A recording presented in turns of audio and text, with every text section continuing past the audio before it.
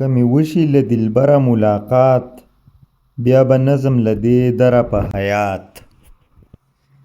پس له دې مې دې استوګنه خدای نصیب کا، په دا در کې که حیات وي که ممات. ښایي دا که زه خپل یار ورته سجده کړم، هغه یار زما قبله دی د حاجات.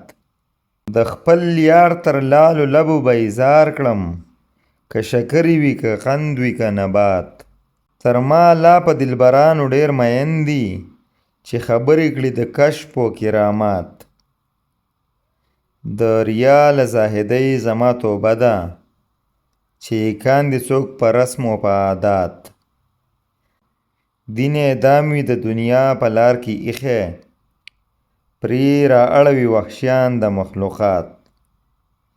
له هغو په لور سترګې وي ختلي، چې په لاس یې سرسایه وي یا زکات. زه رحمان له هسې آله پناه غواړم، هر چې لاب که په خلاف د مقامات.